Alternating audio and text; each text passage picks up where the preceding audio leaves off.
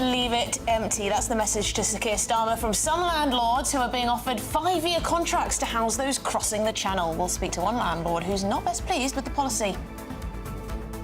Meanwhile, yesterday, Sir Tony Blair branded the net zero climate push irrational. Today, he insists he supports the government's 2050 green target. The question we're asking is, has the former Prime Minister backtracked? And it's a sad day for one of Britain's oldest department stores as Beale's closes their last shop in its 144-year history. But they made sure to make a political statement on their way out. Can you spot a chancellor there? And the sun's out for most of us, but experts are warning extreme heat could kill 11,000 a year by 2050. Are they killing the joy, or do they have a point?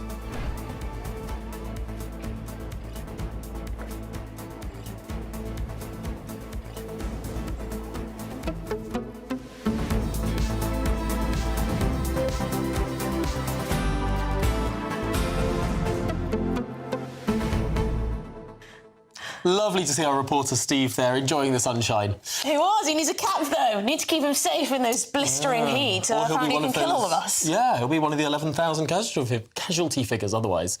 Yeah, I mean, this Chris Caba story today, this is a man who was acquitted unanimously at the Old Bailey, that he did not murder this gangster in South London.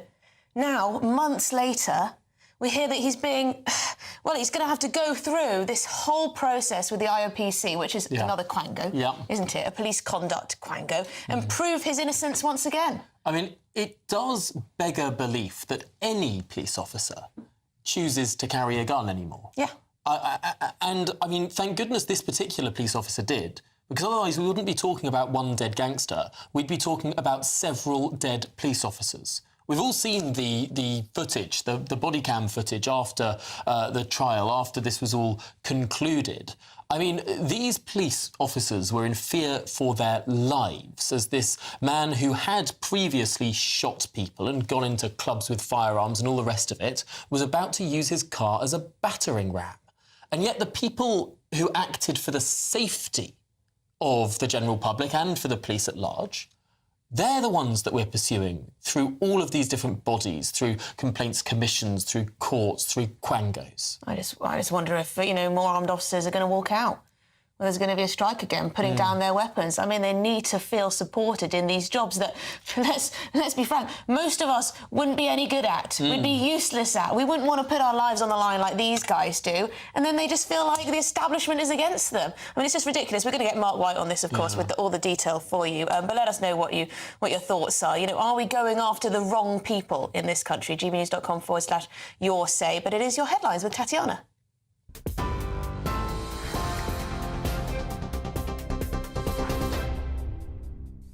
Emily, thank you and good afternoon. The top stories: Conservative Party leader Kemi Badenoch questioned whether Sir Keir Starmer was dragging his heels on local inquiries into grooming gangs because he, quote, doesn't want Labour cover-ups exposed. Ms Badenoch once again called for a national inquiry into the issue. Just yesterday, Reform UK committed to launching a national statutory public inquiry into the grooming gang scandal in its first month of government. Mr. Speaker, I was the prosecutor that brought the first case. And when that file was brought to my attention, Mr. Speaker, I noticed that one of the defendants had not been prosecuted previously. Far from covering up, I asked for that file so that I could have a look at it.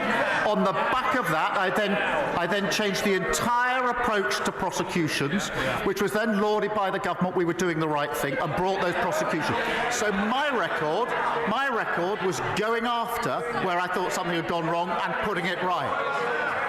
She stayed silent throughout their years in government, and so did the entire front bench. Mr. Speaker, he's not the Director of Public Prosecutions anymore. He is the Prime Minister. People want to know what he is going to do now, not talk about what he did years ago. We are asking for a full national inquiry. Andy Burnham wants a national inquiry. He's not Conservative, he's Labour. Harriet Harman wants one. The member for Rotherham wants one. All of the victims I have met want a full national inquiry. He keeps talking about local inquiries, yet they have not got going. And they haven't got going because local authorities don't want to investigate themselves. Local inquiries cannot force witnesses to appear. Local inquiries can't force people to give evidence under oath. So why won't he have a national inquiry? In other news, the officer cleared of murder after fatally shooting Chris Caba will face a gross misconduct hearing following a review by the police watchdog. Shadow Home Secretary Chris Philp says he's deeply disappointed by the IOPC's decision. A firearms officer shot Mr Caba in the head after he tried to ram his way out of a police vehicle stop in Streatham in September 2022. Mr Caba was not armed and the officer was charged with murder and went on trial at the Old Bailey in October last year, but was cleared after just 3 hours. A helicopter and 6 police cars were involved in stopping 24-year-old Caba after the Audi he was driving had been linked to a shooting outside a school in Brixton the night before. Mr Caba died in hospital in the early hours of the next day after the bullet travelled through the windscreen and struck him in the head. Elsewhere, Shadow Environment Secretary Victoria Atkins told GBNews this morning that Labour's obsession with net zero and setting targets like cutting carbon emissions by 45% by 2030 is simply impossible. Her comments come after Sir Tony Blair dubbed Labour's net zero plans inadequate, warning Sir Keir Starmer that it's doomed to fail. The former Prime Minister claimed the public shouldn't be expected to make financial sacrifices or major lifestyle changes. This all comes as the government has remained committed to its 2050 net zero target, despite already climbing down from some of their green agenda policies. Victoria Atkins spoke to GBNews Breakfast. We have said now we want to look at this policy. Of course, we all want to see a cleaner world. We want to preserve and protect our countryside for future generations. But we have to do so in a way that is A, possible and B, affordable. And what we're very worried about is that the current government's obsession with net zero and setting impossible targets such as 2030, these are simply impossible. And what is more, it risks the wider environmental agenda that we all care about. We care about our trees, our countryside and our water and air quality. But this really threatens the public's support for those efforts. In other news, hundreds of thousands of people are at risk of losing hot water or heating when their old types of electricity meter goes out of action. Energy companies say it'll be very, very difficult to replace all radio teleswitching system meters with smart meters before the old technology is switched off at the end of June. Campaigners estimate more than 300,000 homes could lose heating or have it stuck on constantly in what energy regulator Ofgem is calling an urgent consumer welfare issue. The government says the industry has to work urgently to continue to increase the pace of replacements. And as Brits embrace warm and sunny spring weather, temperatures could hit 30 degrees at the earliest point since Met Office records began, the forecaster says. Currently, highs of 29 degrees are forecast for tomorrow at the peak of the warm spell, but warm temperatures today could see the 76-year record for the highest April temperature broken. The last record was set in 1949 when temperatures in Camden Square in London peaked at 19.4 degrees on April the 16th. Those are the latest headlines for now. More news in half an hour.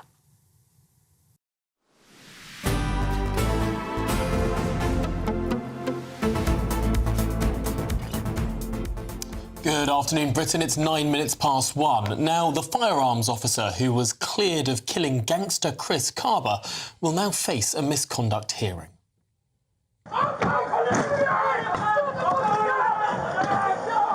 He drove at officers in an attempt to smash his way out of a police roadblock. We thought this was finished. It's clearly not finished. Well, joining us now from our Paddington studio is GBNews security editor Mark White. Mark, this story continues to go on and on. Yes, I mean, as far as the officer and his family were concerned, they had thought or had hoped they would be able to put this whole sorry episode behind them. but it seems the Independent Office for Police Conduct, this quango that doesn't seem to answer to anyone, has other ideas. And according to many police officers that I've spoken to already this morning, who are absolutely livid, they say that the IOPC just doesn't seem to want to let this one go.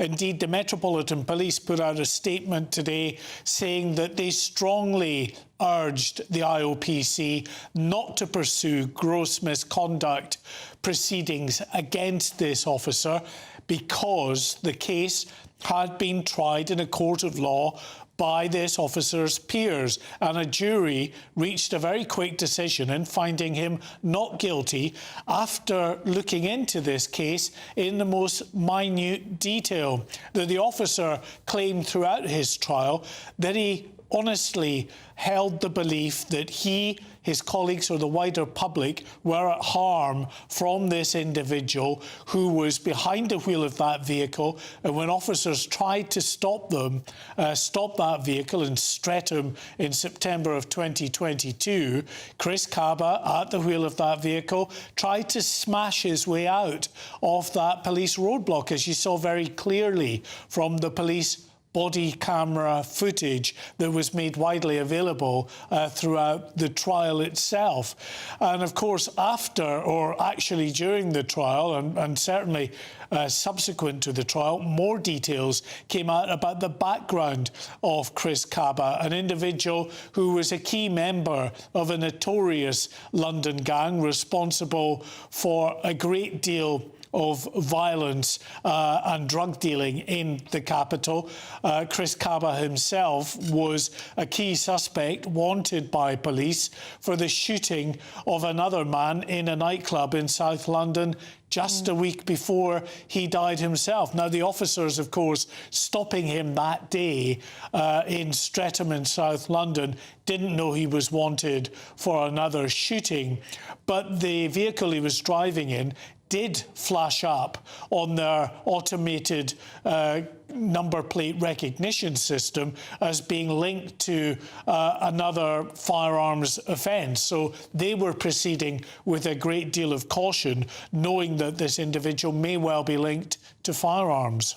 And it turned out that indeed he was. But Mark, what does this say about where we've got to as a country, where it does seem that the people who try and keep us safe, who act, who run towards the danger and indeed take those decisions that do keep us safe, that we seem to put them through the ringer more than we do the criminals that often they try and lock up? Yeah, I mean, who would want to be an armed police officer? It's a voluntary job. They don't get paid anymore for carrying a firearm and potentially having to make a decision that, yes, could end someone's life, but which will absolutely hang over them, sometimes for years, as they're dragged through the system, the court system. Thus far, no jury in this country has ever convicted an armed officer who in carrying out their duty has taken another person's life, because the jury, in hearing the facts of the cases, have all been persuaded that that officer didn't set out to harm or kill anybody on that particular day, but was doing their job to the best of their ability to protect the public, and made split-second decisions in very unenviable positions. And we saw, as I say, from the body-worn camera footage, which is absolutely astonishing, how this vehicle, a dangerous, deadly weapon, was being used to smash into those police vehicles, reversing and then going forward, trying to smash his way out of that particular roadblock. And a jury, on hearing this evidence, felt there was no case to answer for this particular officer. Mark, I'm very interested to know your view on why the IOPC is doing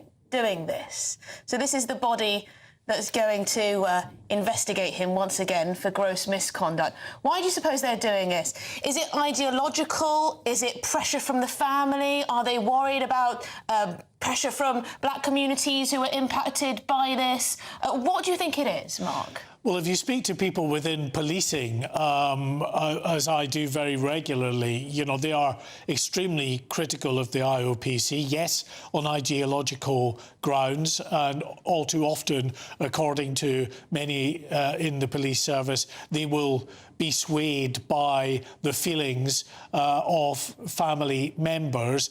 And of course, when they bring a particular case, even if that goes against them, it seems that they can't just let it go, that they want to continue to pursue it for some kind of a result. But the difficulty with this is that the Commissioner of the Metropolitan Police, Sir Mark Rowley, said in terms after this case that they need to change the laws really around the use of deadly force by firearms officers and the way that they are held to account by bodies like the IOPC, because, you know, their actions are judged through a microscope in minute detail long after the events themselves, those fast-moving and frightening events in which an officer is being called upon to make those split-second decisions.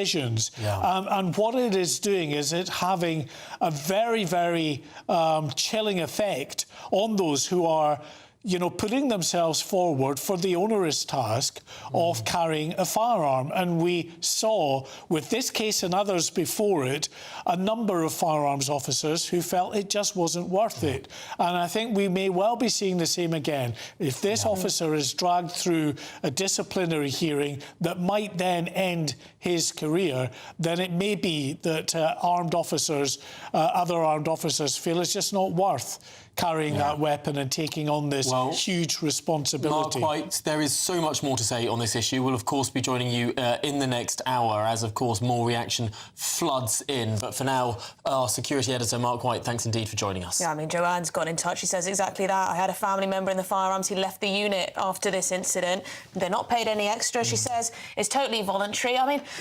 whose team are we on these days, eh?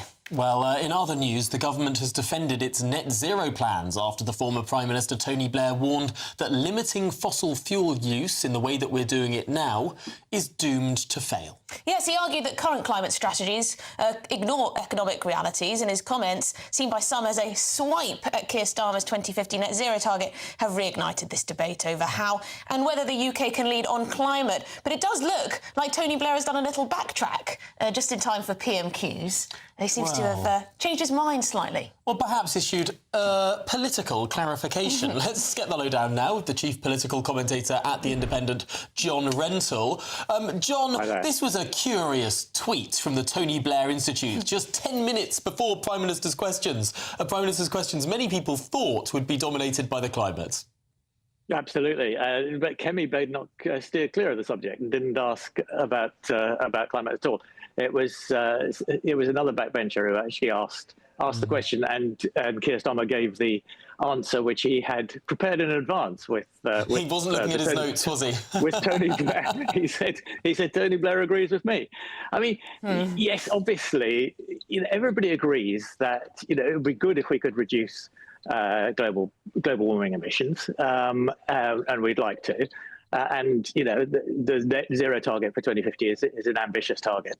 But Tony Blair is just pointing out some what he called inconvenient fact, which is that, you know, even if we reduce our emissions in Britain, world emissions are likely to go up over the next 20, 30 years. And so people in Britain are going to ask, why should I make sacrifices for something that's going to have a minimal effect on the actual object of the exercise, which is the climate?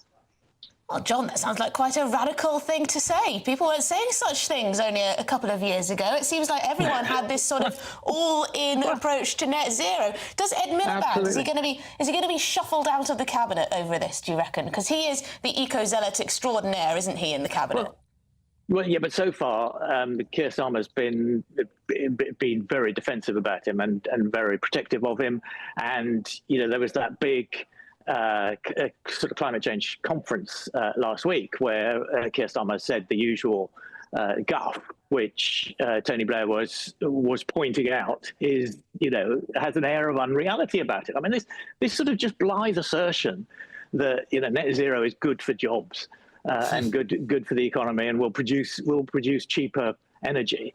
I mean, there is no evidence for that, and it's very obvious that if you end up reducing fossil fuel use in the world, then fossil fuels will become cheaper, and people in other countries will use more of them.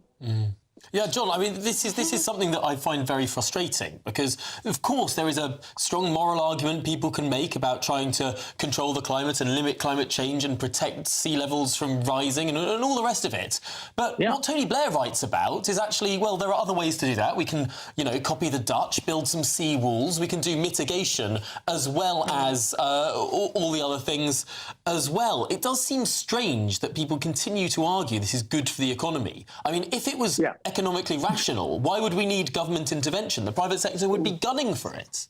Exactly. I mean, I think that is one of the inconvenient facts that Tony Blair was trying to point out. And he is drawing attention to a problem which is going to hit this government, which is that these targets are too ambitious. And once people actually have to start paying for them, I mean, they're already paying for them, but it's more or less sort of concealed on people's energy bills. But once the costs really start to mount, then the politics of it becomes impossible because you're not going to get re-elected if you propose to make people's lives more expensive. Yeah, well, it's nice to see at least an former Prime Minister acknowledging that on the Labour side. I'm not sure if Ed Miliband's quite there yet, though. John Rentoul, thank you very much indeed, political commentator at The Independent, chief political commentator, I should say. Sorry, John, for demoting you there.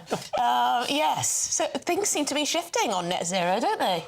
Well, I mean, the problem is that... John Rentoul, very sceptical there. The problem is what the Prime Minister said was Tony Blair agrees with me and everything I'm doing. So whether or not it has actually... Nice spin, if you can get it, isn't it? Sunk into number 10, perhaps not. So, I mean, all their targets remain. Well, let's see what happens at the next COP. This is Good Afternoon Britain on GBNews. Lots more coming up on today's show. Yes, the 140-year-old department store Beals holds a Chancellor closing down store sale. They say Rachel Reeves's tax raids have forced them off the high street.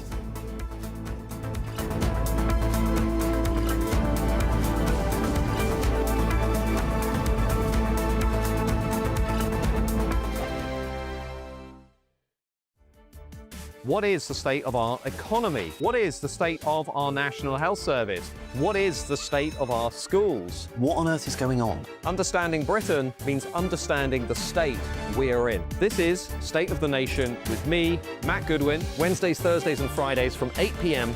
on GB News. GB News Breakfast, every day from 6 a.m. He's not just the first Brit, he's the first European, is that right, to win the Grand Slam? To win the Grand Slam. See, the Grand Slam is something that's never really mentioned because it's so rare to win all four majors. Well, this is what I was going to head to. Can you get closer, get back into we can hang out with Rory for a while? Rory would be our mate. He would be great. I think he'd get on great with us. I tell you what he is. He's the most ordinary guy. You meet him. I remember one night, he's good company. Yeah. And I always thought that there was a weakness with him, that he was too friendly with too many people. Yeah. I mean, people I'll not name, but I remember, people at the height of their career and they're watching games or they're watching... I remember once at the snooker tournament, walking up to a player and saying, incidentally, when this is over, could I... And he just said, shut your mouth. You are kidding me. He did. Yeah, he turned is he alive or is he dead? Oh, he's very famous. And he said to me, never... And he was wearing sunglasses and he took them off. He said, never, ever interrupt me when I'm watching snooker.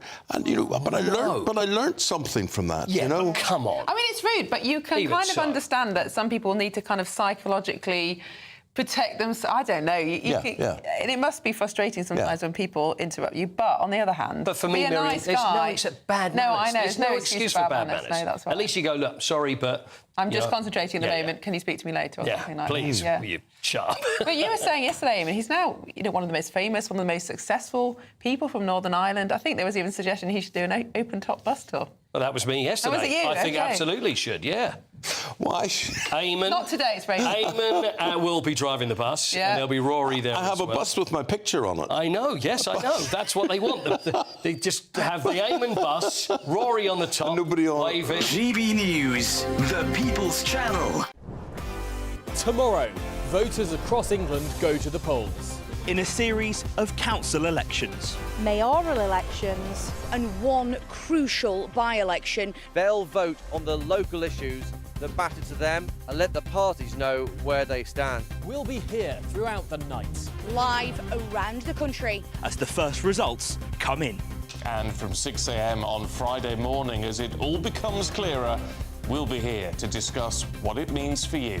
Vote 2025, the people decide, from 11 o'clock tomorrow night. Only on GB News, Britain's news channel.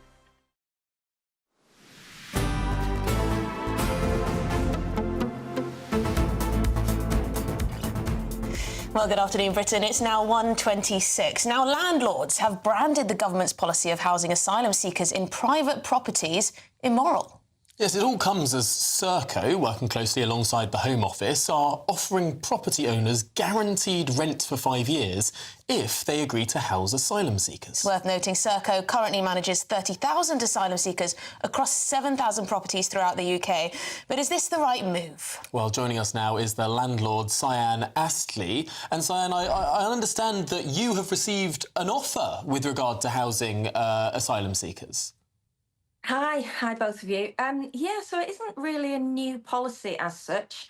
Government and local authorities, I think it's sort of kind of got kick-started and accelerated during COVID, where vulnerable tenants, so the homeless or people with drug addiction problems or people with learning difficulties, tenants who are fall under the umbrella of vulnerable tenants.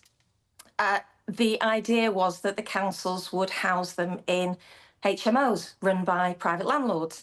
And that's now expanded to include asylum seekers, economic migrants, illegal immigrants, however you want to describe them. So, yeah, in my area, so I live in Fallowfield, which is a very studenty area in South Manchester. And landlords around here, including myself, have been approached, Is it tempting at all? 5 years rental up front. Would you ever consider housing Channel migrants? I think it's actually appalling. I think it skews the housing market. It raises rents locally for tenants. It's a very unfair system. So what we've got, again, is another example of two-tier policy making, where landlords who house your traditional type of tenant are penalised through excessive taxation, increased legislation. Yet, if you are a corporate landlord, because it's mainly corporates, it's mainly the bigger limited companies that do this, although they've run out of houses now. People like Serco, the companies like Serco, they've run out of houses, so they're coming to smaller landlords. And of course, it's very tempted. I'm not going to do it on principle, and that may make me stupid, really, because how tempting is it? You know, I ran some figures, and £14 a night on a 10-bed property, it's nearly £80,000 a year. You'll have paid your mortgage after 5 years, you know. Yeah, I can see. You can kind of see why people do it, but on principle, you're saying no to this deal from the government, and as you say, completely skews the rental market, the lower end of the rental market, when so many people are struggling to get on the housing ladder and into these properties. Anyway, Cyan, thank you very much indeed. Really interesting to get your perspective as a landlord who's been approached. Cyan Ashley there. Lots to think about. Lots to think about. We should say that the Home Office has been in touch. They say these arrangements with the private rented sector have been in place for years, including under the previous government. We have a statutory duty to support destitute asylum seekers who will not be able to pay for fees such as utilities and council tax. We're restoring order to the asylum system and cutting costs to taxpayers by reducing the number of people we are required to accommodate through a rapid increase in asylum decision-making and the removal of more than 24,000 people with no right to be in the UK. Now, we should also make clear we've reached out to Serco for comment and we'll bring you their response when we have it. But in other news, a legendary department store is calling it quits. And they're blaming the Chancellor on the way out. Yes, Beales, founded back in 1881, is closing its last branch with a cheeky dig at Rachel Reeves. The boss says soaring taxes have simply made the business unviable. Well, joining us now is the CEO of the British Independent Retailers Association, Andrew Goodacre. Thank you very much indeed for coming into the studio. Thank you for having me. Just your thoughts on this. So Beales, very sad day, closing down the last store, 144 years old, this department store, and they're making a little political statement, aren't they? And I don't blame them. You know, I think many retailers feel the same way Beales do, deeply disappointed in a Labour government that pre-election talked about reforming business rates, wholesale reform of business rates, talked about revitalising high streets, and yet all those businesses have seen is a triple whammy of cost increases, national insurance, national living wage and business rates. So I'm not surprised that Beales are required or feel it necessary to point that out to the people who made those decisions. And this is a time when brick and mortar shops are facing increased competition from online. People are changing the way that they shop. And on top of that, rather than help, there seem to be punitive taxes after punitive taxes. It does seem strange, given how the Labour Party was speaking before the general election, saying that we're not going to raise national insurance. Now the Chancellor says, well, she's stuck to her promise because she's putting this tax on business rather than on employees. Do you buy that? No, I don't. I think there was a massive error of judgment in the way they prepared for that budget, because they recognised the need to raise money, but they only left themselves with one option, and that was business. And retail are one of the biggest employers as a sector. So it's really going to hurt retailers of all sizes. And retail is often the first job for people. You know, we want to get young people back at work. There's a real problem in this country, young people not working. And retail in the past has been a way for them to learn good, important skills. And that's becoming increasingly difficult for them to achieve as well. So I think the policy will backfire in many different ways. Yes, it may generate extra income, but at what cost to the high street and what cost to young people looking for jobs? Yeah, jobs especially. I wonder what you also make of this new Treasury Committee report. It's essentially warning that shops could be forced in the future to accept cash. Very interesting one. Also in light of the blackouts on the continent as well, where people, you know, if they didn't have cash, they couldn't buy anything. Yeah, I was looking at this, and I can, within our membership, I can only think of one member who only takes card. And it's a small shop in Shoreham, haberdashery, knitting yarns, and that's her choice. Most of our members wouldn't want to lose a sale because they don't take cash. And we recognise most retailers, a high percentage of retailers recognise that some people, older people, disabled people, people wanting to budget their spend better, want to use cash. So we're all for encouraging people to be able to use cash. What we do need to see, however, is a cohesive approach. If you want businesses to accept cash, you need banking in order to allow them to manage that cash. You know, they have to go to banks to cash it, to change it, to bring change in. And what businesses are finding is that banks are closing their branches. You know, by tens and hundreds of branches closed over the last few years. And so that makes it harder for business to work with cash. Yeah, so they've got all this cash lying around that they need to put in a bank, and they can't get to a branch. Okay, saying to a business, by all means, you know, take cash, but cohesively, you need to allow them to manage that cash, move it onto the bank safely, and with less fees. So the wider infrastructure is so important there. Well, in a way, the banks are driving cash out of the system. Well, Andrew Goodacre, executive of the British Independent Retailers Association, thanks indeed for joining us and coming into the studio too. We should say GBNews has reached out to the Treasury for a comment on this one. Well, this is Good Afternoon Britain on GBNews. Lots more coming up. Yes, Avanti woke coast trains are being accused of virtue signalling nonsense after repainting their fleet.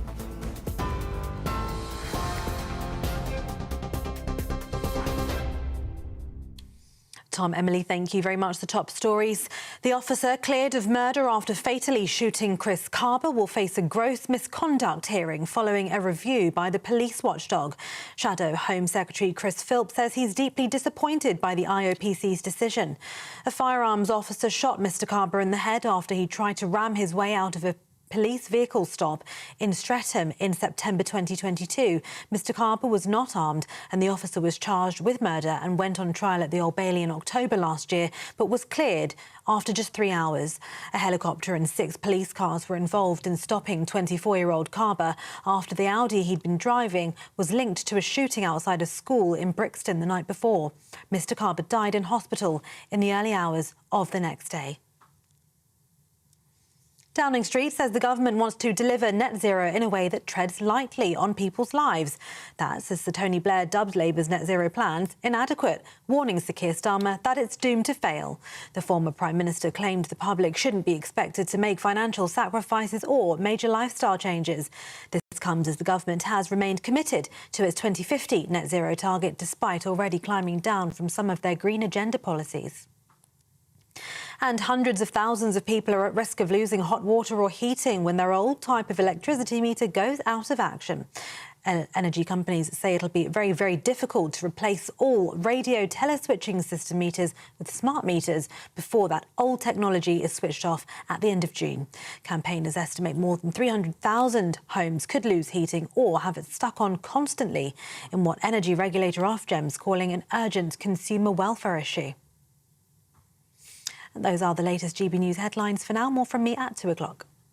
For the very latest GB News direct to your smartphone, sign up to News Alerts by scanning the QR code or go to gbnews.com/alerts.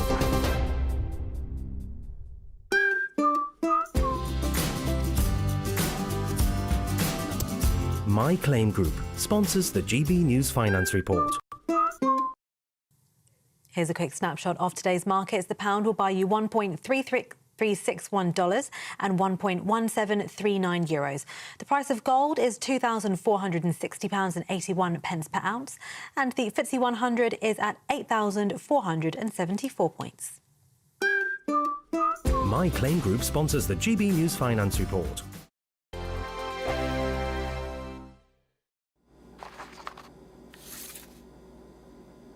Crash Law 24 sponsors GB News Traffic and Travel Report. Good afternoon. This is the latest AI travel news from GBnews.com. The A9 is restricted in both directions at Scrabster due to planned maintenance. Motorists should use caution and allow extra journey time. On the M4 eastbound at junction 38 Margam, resurfacing work has closed the entry slip road and hard shoulder, with diversions in place. In Buckinghamshire, a collision on the M25 anti-clockwise between junctions 17 and 16 has closed all lanes, causing 20-minute delays. In Plymouth, the A38 westbound between junctions with the A3064 and A388 has congestion, with 10-minute delays. For more travel news, go to gbnews.com. Crash Law 24 sponsors GB News Traffic and Travel Report. Westminster, the ultimate clique. And you're fighting like rats in a sack. But here on the Camilla Tominey Show, we ask the questions the establishment media is too scared to ask. OK, let me ask you a straight question, because I know you're a straight-talking politician. Whether it's net zero, illegal immigration or law and order, nothing is off-limits. You had the power then. Yeah, as I and say, now you've lost it. That's the Camilla Tominey Show, a politics show that's fearless. No, let me finish my question if you don't mind, because it is my show. Sundays at 9:30, only on GB News, the People's Channel, Britain's news channel. It's Patrick Christie's Tonight, and here we do things differently. It's explaining the absolute madness of this, doesn't it? It's explosive. I mean, this is very good. It's lively. 850. Your government sat there, Sean, and it did nothing. It's controversial. And the Middle East has been in turmoil since before I was born. It's everything you need to kickstart your evening. Everyone's had their Weetabix tonight. I love to see it. That's Patrick Christie's Tonight, weeknights from 9 p.m. Only on GB News, the People's Channel, Britain's news channel. From the school run to the home run, watch a new show for all of Britain. He can say whatever he wants. A straight-talking show where all voices are heard. And, you know, when are we going to stop talking about smashing the gangs and actually do it? With the stories that matter from every part of our country. There's a bit of a crash landing there for your Chancellor. Bold, fearless and standing up for you. That's me, Martin Dordme, 3 p.m. till 6 p.m, weekdays, here only on GB News. The People's Channel, Britain's news channel. We're proud to be GB News, the People's Channel, and as you know, we always love to hear your views. Now, there's a new way of getting in touch with us at gbnews.com/your-say. By commenting, you can be part of a live conversation and join our GB News community. You can even talk to me, Bev Turner, or any of the members of the GB News family.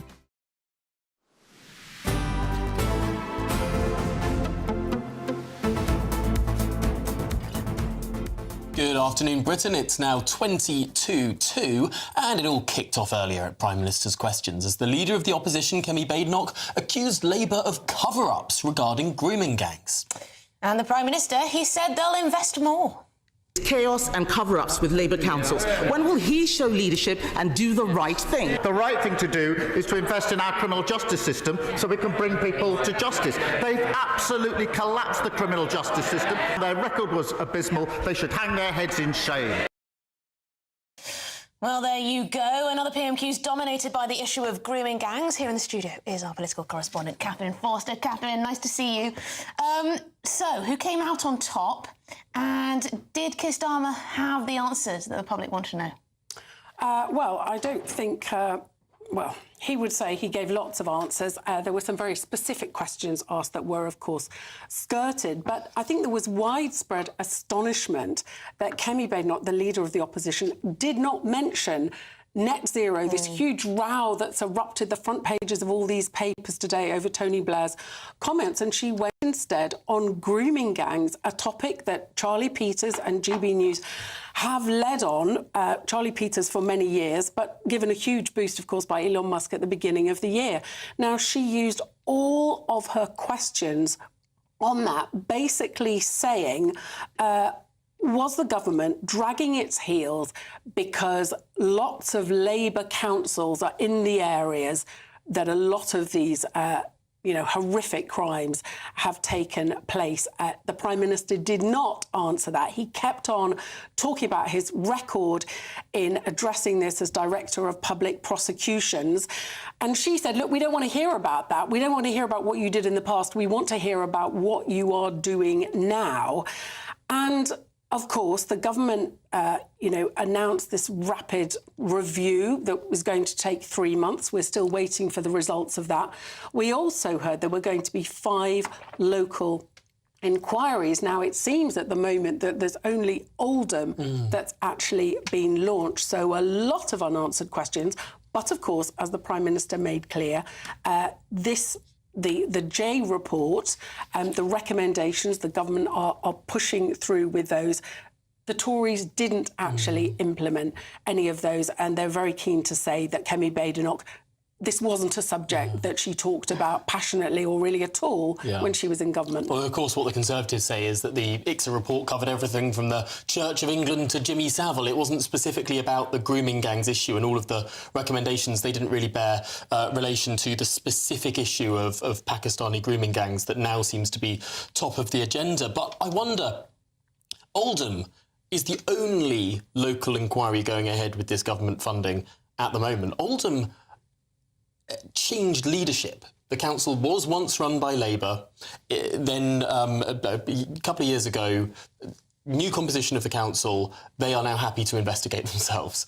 I wonder, if you have the same people leading the councils that you've had for a long, long time, is there going to be that same impetus to investigate really themselves? I think that's a very pertinent question. And as you say, the J report was very wide-ranging. There's about 50 areas that Charlie Peters has uncovered. These horrific crimes were going on and in some cases still are continuing in. And yet, we haven't had the national public inquiry where people would be legally compelled to give evidence. That's the difference. If you can't make people give evidence, why would local councillors want to mark their own homework? Also, I am told exclusively that the reason that Kemi Badenoch did not go on net zero was she wanted to make a link to the local elections, and the Conservatives are very aware that very often these areas are in Labour-controlled local authorities. Yeah, that's very interesting insight there, Catherine. Thank you very much indeed. And of course, we should make clear that all parties are fighting those local elections. We will go to the polls tomorrow. Absolutely. But in other news, the Prince and Princess of Wales, yes, they're continuing to celebrate their 14th wedding anniversary on the Isle of Mull. And also announcing new funding and support for Rangers as part of a 2-day visit for the Prince and Princess of Wales. Well, joining us now is GB News royal correspondent Cameron Walker. Cameron, what's going on today then? I mean, Emily, first of all, just look at this view for those of you watching on television. It's absolutely exquisite here, almost a little bit like California or the Caribbean. Very lucky for the Prince and Princess of Wales. They have just got onto a ferry boarding to the small island of Iona, just across the water from where I am. Catherine remarking that it was, they couldn't have picked a better day, really, to come here because it's beautiful sunshine and sky and sunshine. And, of course, 21 degrees here as well, so amazing. And, of course, earlier on today, they visited a forest where they spent time with lots of local young school children. We know, of course, the Princess places a huge importance of early years. And, of course, spending time in natural environment. She was holding hands with the school children. She was playing in the water, den building with them as well. But also, Prince William spotted someone wearing a Aston Villa strip and had a great conversation with him. We know, of course, that Prince William is a absolutely huge fan of Aston Villa as well, so he was very excited about that engagement. So it's been quite a full-on 2 days of engagements here, but of course, as you mentioned in your link there, new funding has been announced by the Royal Foundation, which is William and Catherine's charity, to fund 2 rangers for the Isle of Mull and Iona to protect the natural environment, so more and more people can get involved with nature and, of course, you know, protect this environment, because there's a huge tourist industry here on the Isle of Mull. They stayed in a self-catered cottage, of course, last night. It is their 14th wedding anniversary yesterday, so perhaps that will give a boost to the tourist industry as well. Absolutely will do. Cameron, thank you so much. Cameron Walker, our royal correspondent. I love that. Royal Love Island. Oh, our very headline. good. Very good. Cameron, oh, sorry. Yeah, no, absolutely. Thanks indeed, Cameron. I was just going to say that if anyone at home wanted to catch as much sun as there is on the Isle of Mull, perhaps they'd like to check on the travel weather. Perhaps they would.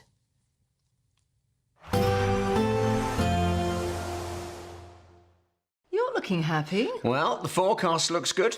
So you've sorted the travel insurance then? All Clear Travel Insurance sponsors GB News Travel Destinations Forecast.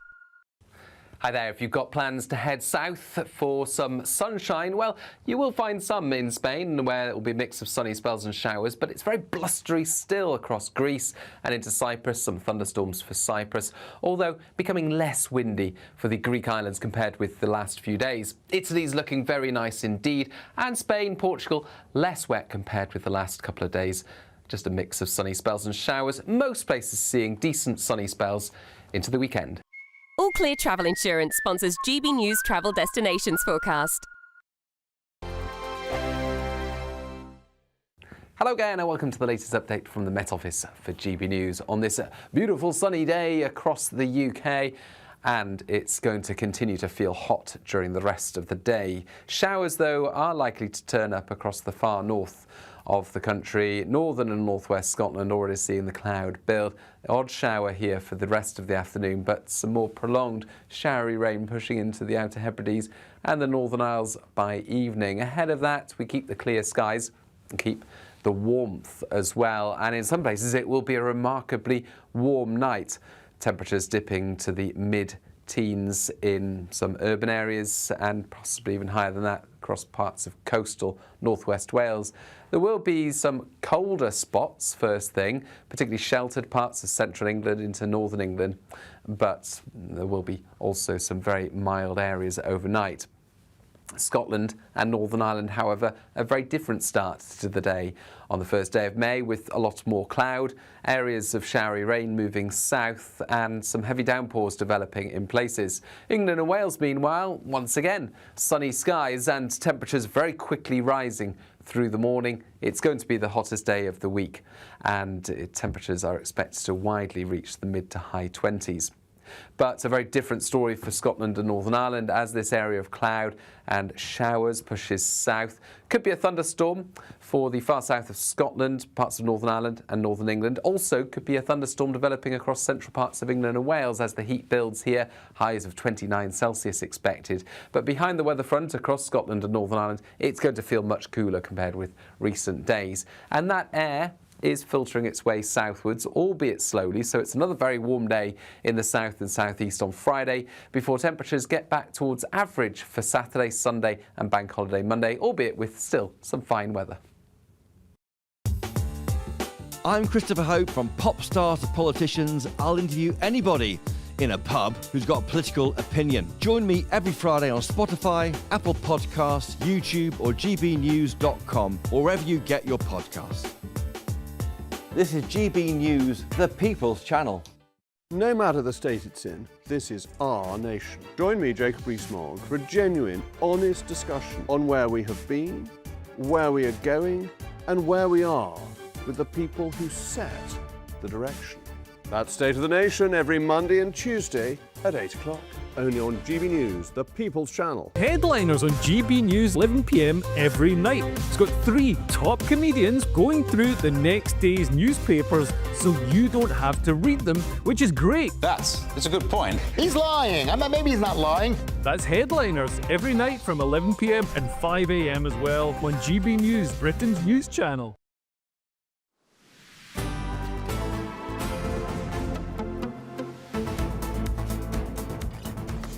Good afternoon, Britain. It's 10 to 2 and it's getting a bit hot in here. Yes, the country is experiencing a heat wave as temperatures are set to hit even 30 degrees. Yes, some say it could be the hottest April since 1949. Wow. Well, we're joined now by GB News reporter Steve Bennett from West Kirby Beach and GB News reporter Adam Cherry, who joins us live from Hyde Park in central London. Steve, we're going to start with you. What's the weather like and frankly, what's that seaside sunshine doing for you? Hello to you both. Hello, everyone. Sorry about earlier. I was just trying to get a little bit of sunbathing in for 30 seconds. So, as you can see behind me, the conditions are lovely here in West Kirby. We're pushing 22 degrees here, and it looks to be one of the hottest Aprils, as you mentioned, since 1949. Plenty of activity down here today. We've seen plenty of dog walkers since about 8 a.m. since I've been here, and joggers. Everybody enjoying the sun. I caught up with some of the locals earlier, and here's exactly what they told me about what the sun is doing for them. Incredibly dry, isn't it? I mean, I can't believe how many times I've had to use the hose on the garden in March and April, which is unheard of, really. I mean, it's great to have the sun, but the garden's suffering a bit. It's about time. We've had some lousy years in the past years, haven't we? So, yeah, it's good stuff. Yeah, so the sun there is lifting everybody's spirits in this local area. Plenty of activity behind me across the whole beach. Now, not technically a heat wave, according to the Met Office, because there needs to be at least 3 consistent days of high temperatures. We're not quite there yet, but the sun is set to get hotter tomorrow, the first day of May. But guess what? There might be some rain over the weekend. St John's Ambulance have issued all the usual warnings against being careful in the sun, against dehydration, sunstroke. Put on your sun cream, as I've done today, factor 50, drink plenty of water, get yourself in the shade if it's too much. So lovely conditions here in West Kirby. Yeah, stay safe out there. There were some children playing behind you, which was rather nice. Let's turn to Adam, who's in Hyde Park, central London for us. Adam, how's it going there? Well, guys, you're in an air-conditioned studio. I'm in Hyde Park. Spare a thought for the pasty ginger community, because we are really suffering with this. Get the factor 50 on. I can't even speak. Lots of people here. Like Stephen said, it's wonderful weather. It's cloudless skies, but treat it seriously, because if you don't have your factor 50 on, you don't have your hat like I don't, you need your sunglasses, which I'm not wearing, you're going to be in trouble. It's going to be the hottest day within the next 24 hours, going to reach about 27 degrees, as you said, maybe 30. In any case, that is the hottest day, the hottest April day since 2018, so highest in 7 years. It is wonderful, but like I said, get a little bit of shade if you can. After this here, I'm going to retreat under a load of trees over there and maybe have an ice cream, so stay tuned for that. I'm sure you're all looking forward to that. However, enough talking about the weather where I am. As I said, it's pretty sweltering. I think you can see that, you can hear that from my strained voice here. But let's take a look at the weather where you are, because I suspect you're going to need the sunshine, or rather, you're going to get the sunshine, you're going to need the sun cream where you are. This is the weather across the UK. Take a look.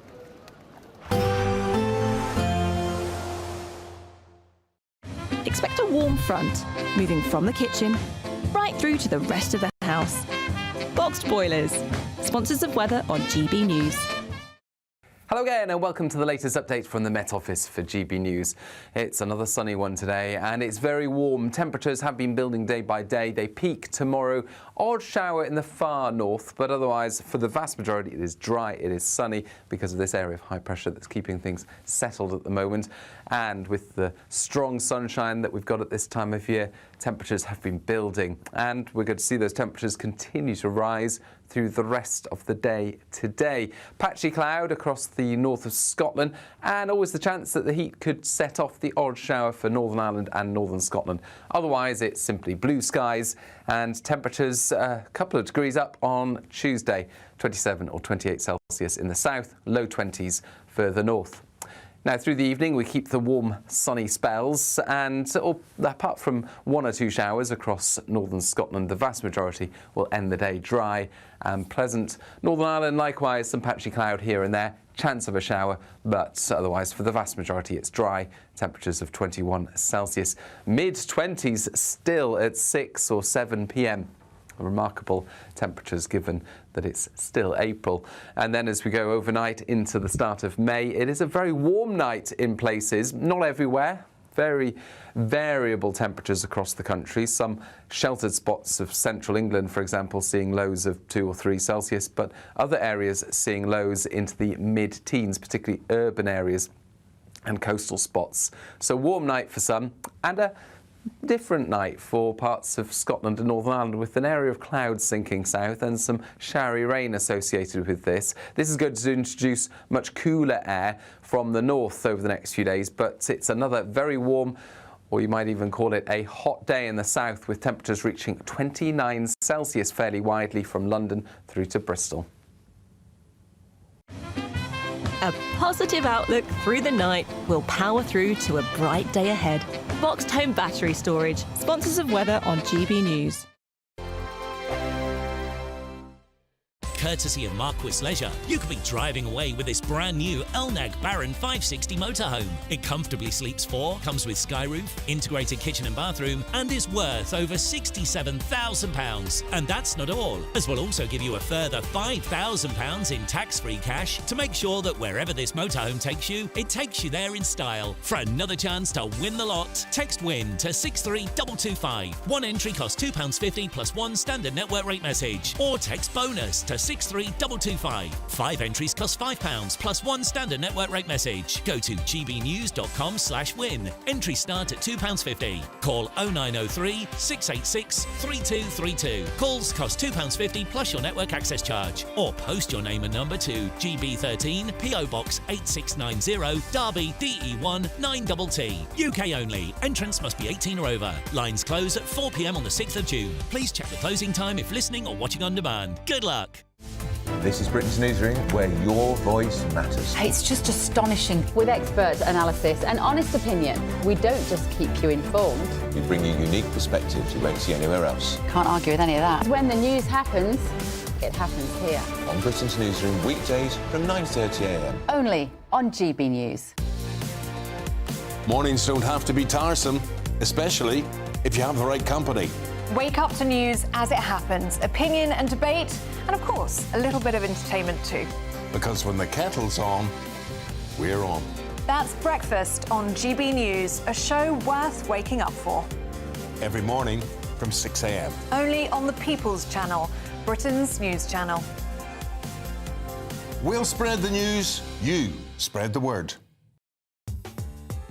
I'm Christopher Hope. From pop stars to politicians, I'll interview anybody in a pub who's got a political opinion. Join me every Friday on Spotify, Apple Podcasts, YouTube or gbnews.com, or wherever you get your podcasts. This is GB News, the People's Channel. Hi, I'm Michelle Dewberry, and my show is your opportunity to cut through all the noise and dive in headfirst to some robust debates. Ideas clash. Situation, isn't it? No, Because the failure is... You're deliberately avoiding my point. Nothing's held back. And if you think this is the end of it, wait for more. And we do not shy away from the difficult stuff. Sometimes I want to shake people and say, if only you understood.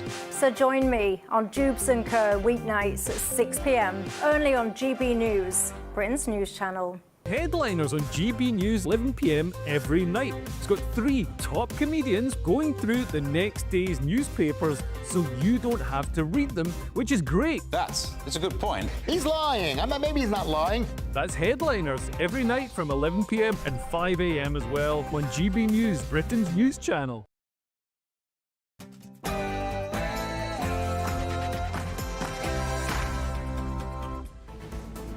Good afternoon, Britain. It's 2 o'clock on Wednesday, the 30th of April. My name's Tom Harwood. And my name's Emily Carver. Well, he was cleared of murdering gangster Chris Caba, but the Met officer that pulled the trigger could still be sacked. Well, the Metropolitan Police Federation has said that the policing watchdog in trying to bring these gross misconduct hearings is putting this officer and his family through even more torment. There will be one in Oldham. Will he now name where the other 4 inquiries will be? Prime Minister. Mr. Speaker, we are providing for local inquiries. But seriously, well, they've got so much to say now. Why did they not, Mr. Speaker, why did they not implement a single recommendation in the 14 years they had in office? Well, there you go. Sir Keir Starmer fails to answer the question as to where the other 4 locally led inquiries into grooming gangs will be. And in other news, yesterday, Sir Tony Blair branded the push to net zero irrational. Today, he insists he supports the 2050 target, but the question is, how do we get there? And it's a sad day for one of Britain's oldest department stores as Beale's closes their last shop in its 144-year history. And if you watch closely, they've made sure to make a political statement on the way out. From Paris getaway to London looting. Yes, the wife of F1 world champion Jenson Button has jewels worth £250,000 robbed after jumping off the Eurostar. Yeah, they say they're never coming back to London. And the sun's out for most of us, but experts are warning that extreme heat could kill 11,000 people a year by 2050. Are they killjoys or do they have a point? Britain is basking in record temperatures and potentially the hottest April since 1949.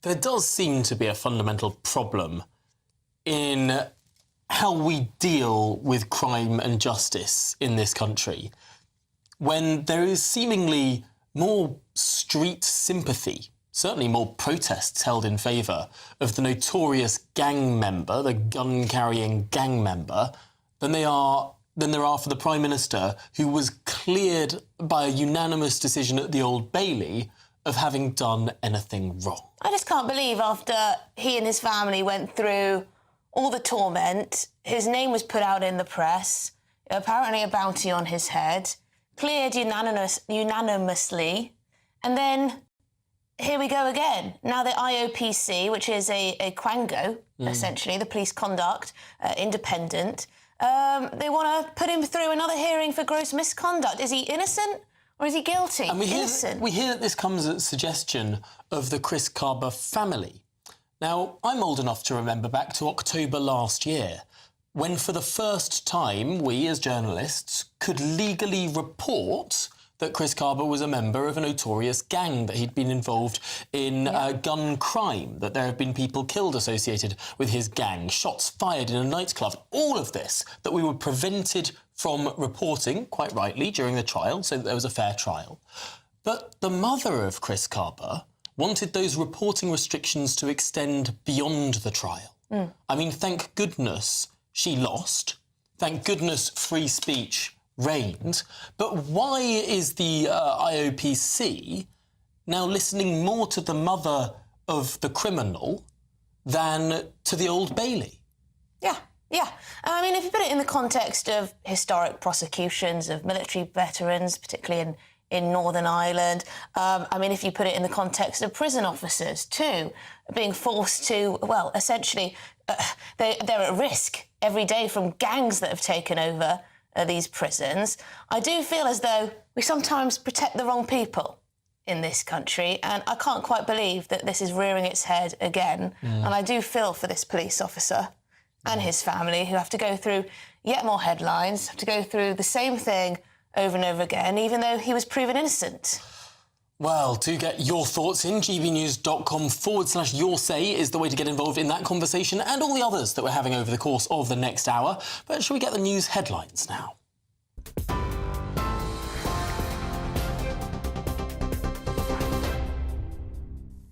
Tom, thank you very much and good afternoon. The top stories. Conservative Party leader Kemi Badenoch questioned whether Sir Keir Starmer was dragging his heels on local inquiries into grooming gangs because he doesn't, quote, want Labour cover-ups exposed. Ms Badenoch once again called for a national inquiry. The Prime Minister hit back by criticising the Conservatives for failing to address the scandal whilst in government.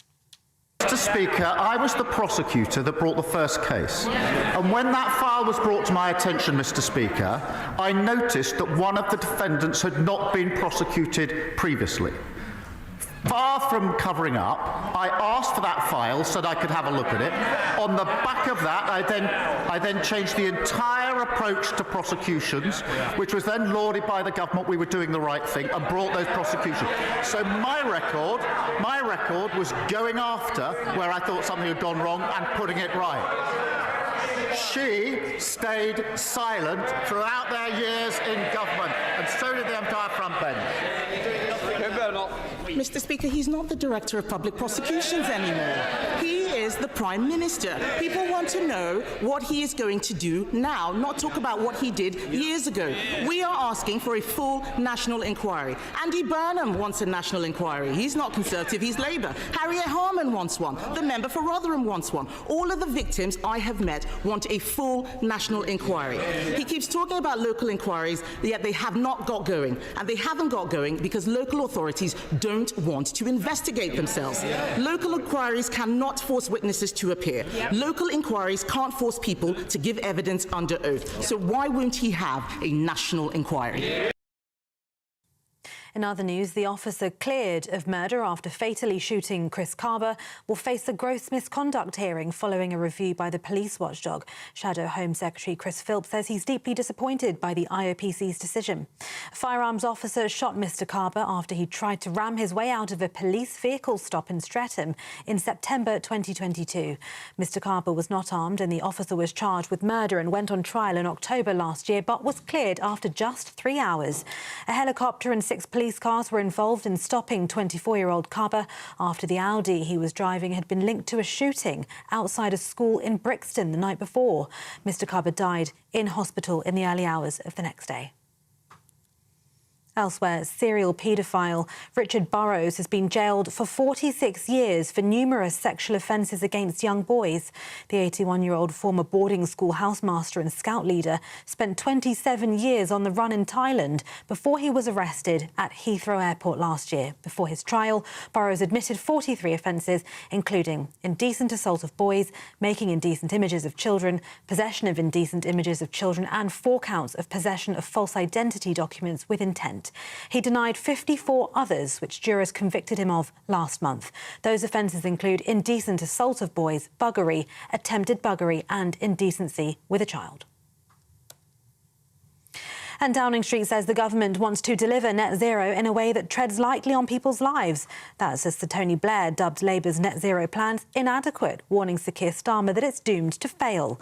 The former Prime Minister claimed the public shouldn't be expected to make financial sacrifices or major lifestyle changes.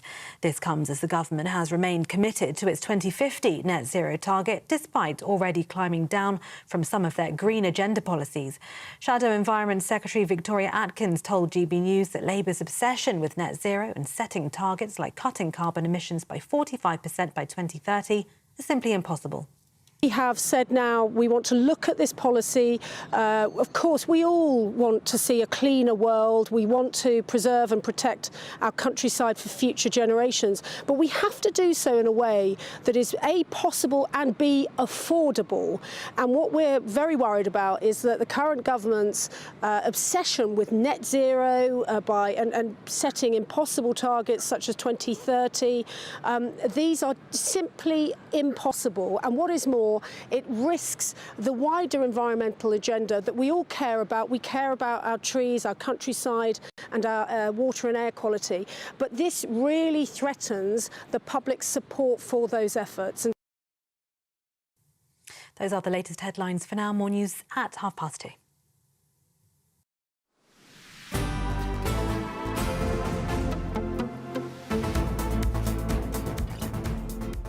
Well, it's 2:09. Good afternoon, Britain. Big news today that the firearms officer who was cleared of killing the gangster Chris Caba is now going to face a misconduct hearing.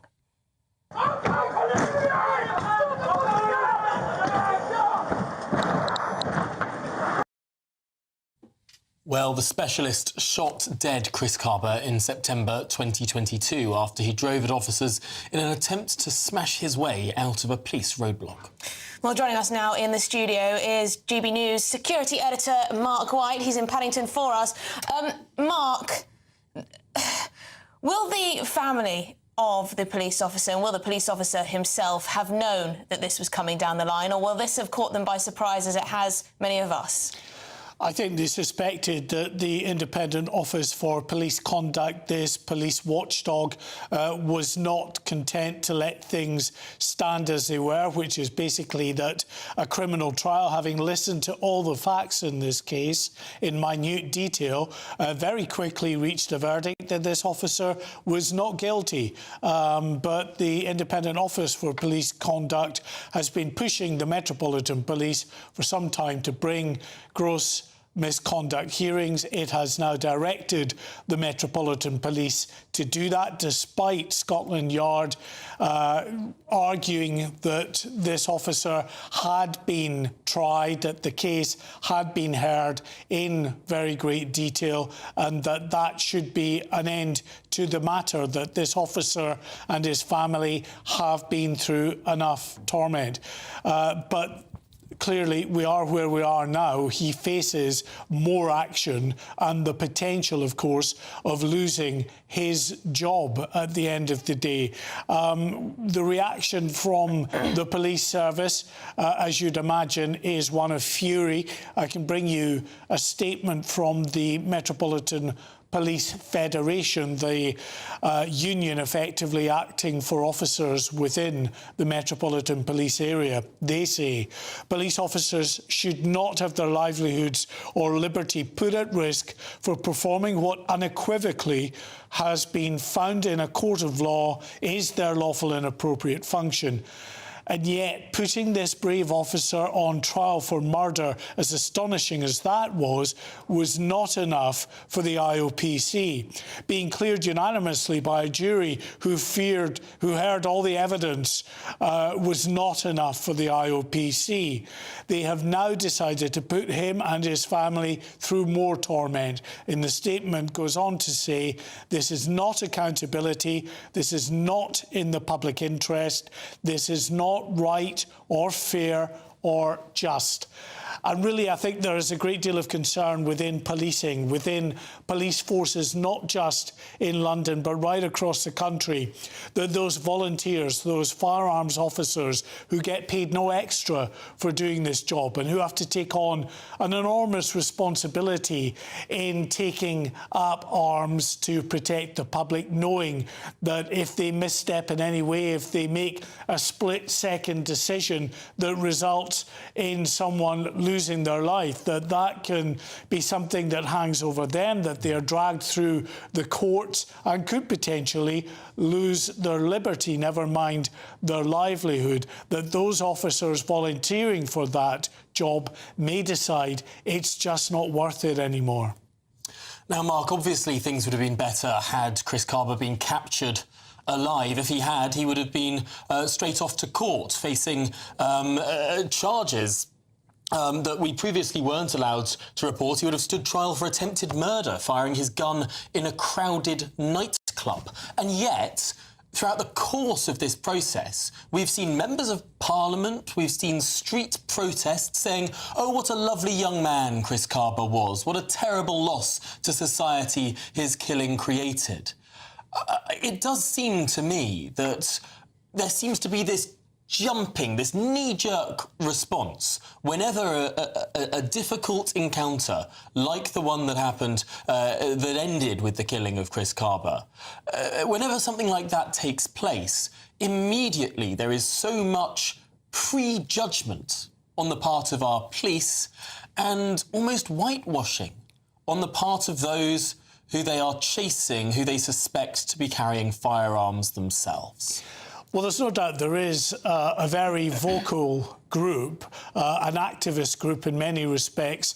They're only too willing to jump on the family of someone who may have lost their lives in an encounter with the police to push their own particular agenda and, of course, to an extent, utilise the family to hammer the police about the head as much as possible. And I've seen it time and time again with individuals who have a reputation and a history of criminality, who have that reputation effectively whitewashed and completely reinvented as people who are, you know, loving, caring family members, whiter than white. And of course, all of the sort of vitriol is then pushed towards the police who, in doing their job, may have ended the life of an individual. In Chris Caba's case, of course, you're right that he was chief suspect in the shooting of another man in a nightclub in London just a week before his own life was taken by that police officer.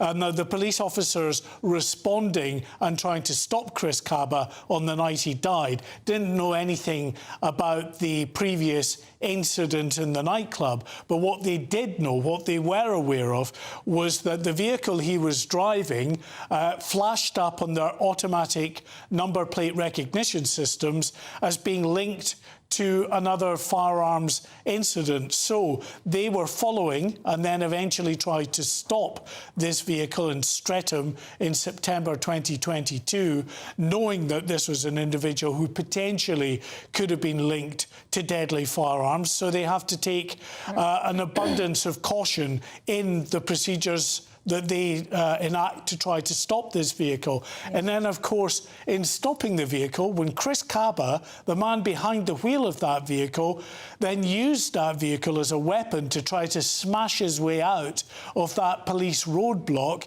of course that upped the ante. And that's what this officer, in his defence during this criminal trial, put before the jury, that he genuinely feared for his life, for the lives of those officers and the wider public in that street in Streatham on that fateful night.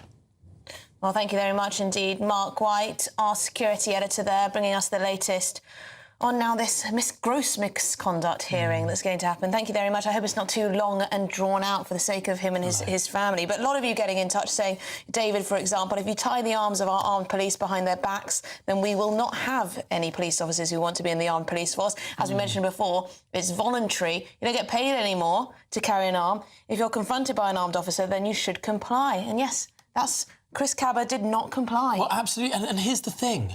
If we have no armed police in this country, and that might very well be the way that we're headed towards, the problem is people like Chris Caba are armed. The problem is that the gangs in London and in many other cities around this country do have access to weapons. So what happens then when the criminal, violent gangs have the guns and our police officers simply don't? Who then starts to rule the roost? Who then starts to call the shots?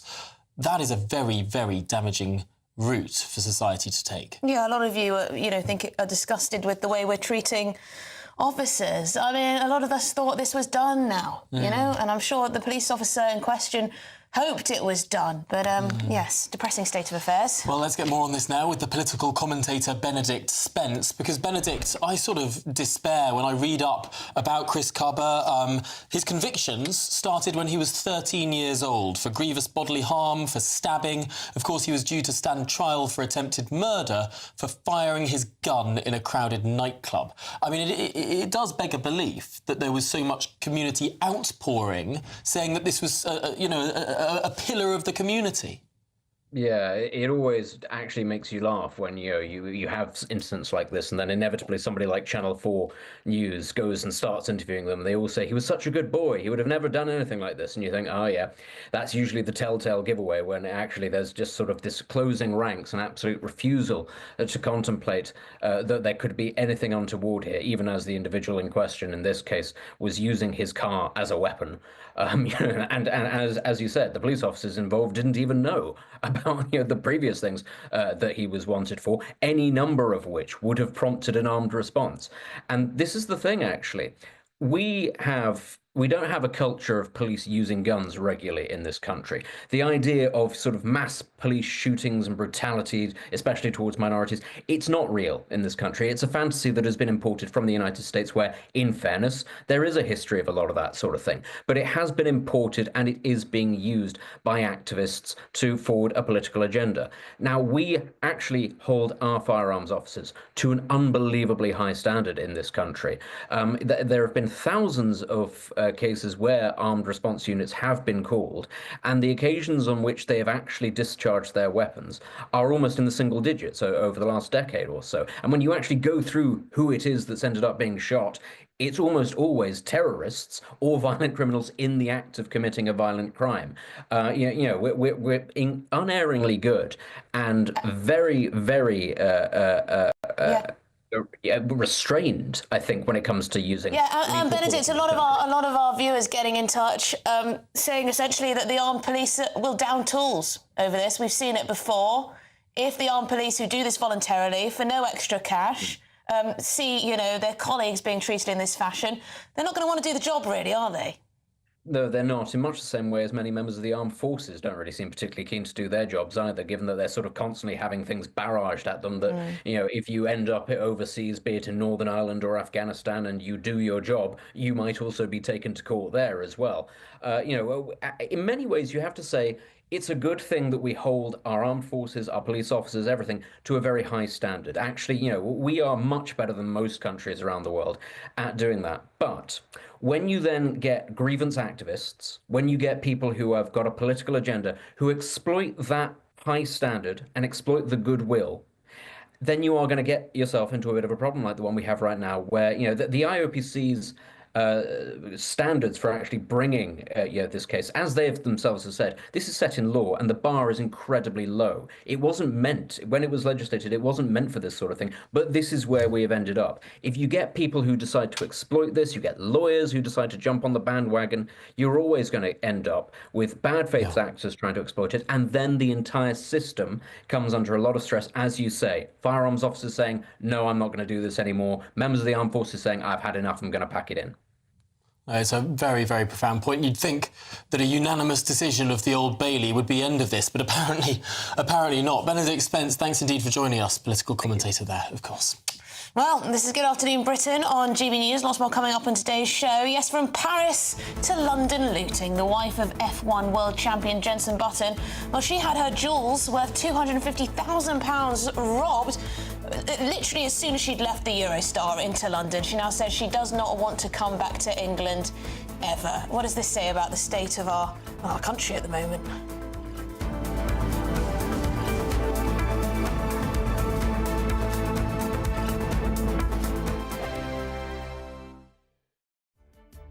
What is the state of our economy? What is the state of our National Health Service? What is the state of our schools? What on earth is going on? Understanding Britain means understanding the state we are in. This is State of the Nation with me, Matt Goodwin, Wednesdays, Thursdays and Fridays from 8 p.m. on GB News. GB News Breakfast, every day from 6 a.m. Do you know that Gladiators is the TV show most likely to get you thinking about moving, about exercising? Well, who better to talk to us about than gladiator and Olympian Montel Douglas? Good to see you this morning, Montel. What way does gladiators work in getting people to move? I think Gladiators spans all generations, which is one of the things that I love the most. You know, we have everyone from 2-year-olds doing our moves and feeling like superhuman, all the way up to, 90s, 100, people saying that they're really inspired to start moving, to start thinking differently about their health in a range of different things, but also just to think that, why can't I do it? And everyone's got a story, everyone's journey, their strength journey is very, very different. Mine's been very different, like I said, from summer to winter into Gladiators. Even that was a massive shift. So I think it's just inspiring people to think that they can do it. Montel, what if I just hit upon that area about can't do? I'm in a position where I can't do a lot of things now. I regard watching Country File on a Sunday night as huge exercise for me. What if you just believe you can't do anything? I'm really sad that you said that, Eamon. You can do whatever you're... the thing is, as well, if you think you can or you think you can't, you're usually right. And I always say, try. I think many of us, the first time I climbed up of a wall doing Gladiators, I'm petrified of heights, and people know that. And you will never know that now because I went on there and, I got frightened, I was brave, and then kept on doing it. And I think the hardest thing is to start. And what I hope is that, we're inspiring people to start something that they never thought, because you don't know until you try. And then also, it doesn't matter what it is. As long as you just make that first move, you can get better. And then you'll feel braver when you do it. GB News, the People's Channel. Tomorrow, voters across England go to the polls. In a series of council elections. Mayoral elections and one crucial by-election. They'll vote on the local issues that matter to them and let the parties know where they stand. We'll be here throughout the night. Live around the country. As the first results come in. And from 6 a.m. on Friday morning, as it all becomes clearer, we'll be here to discuss what it means for you. Vote 2025, the people decide, from 11 o'clock tomorrow night. Only on GB News, Britain's news channel.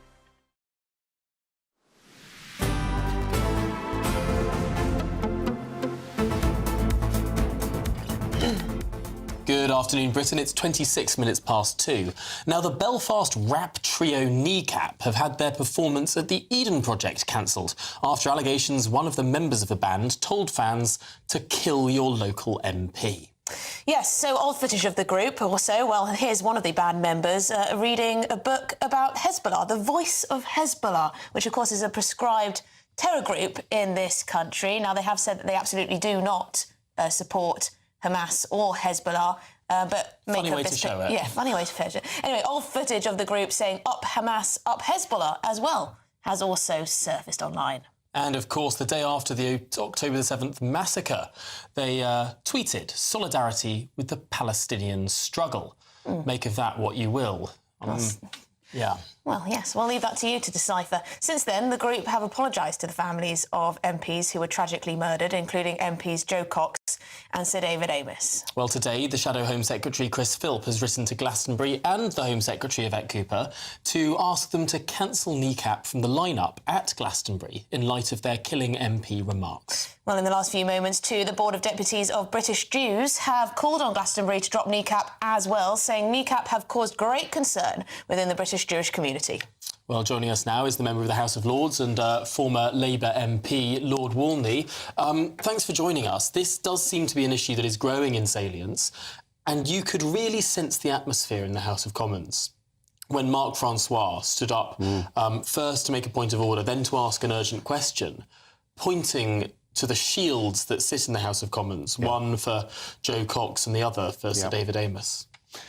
That's right, and there are some that are trying to defend Kneecap by saying, oh, well, this is just basically a bunch of boys cosplaying and donning IRA-style gear and mouthing off for clicks. But there are real-world consequences to this, as was demonstrated in the Commons. Both my friend Joe and Sir David Amess were brutally murdered by people with ideological intent. There has been another attempt to kidnap a member of Parliament that was thwarted. There was an MP, Stephen Timms, who was stabbed. So MPs, those who serve their communities in the front line like that, are clearly at risk. And so if you say to a group of thousands of people, kill your MP, even if you then subsequently say, oh, no, I didn't really mean it, oh, I'm terribly sorry, then that is a very serious and potentially criminal thing. So quite right, they shouldn't be playing Glastonbury. Also, of course, they are currently due to play the Transmit Festival in Glasgow, just because probably fewer MPs go to Transmit than go to Glastonbury doesn't mean that that should be left off the list. Of course, they should not be getting the audience that they're due to at the moment. Now, Lord Walney,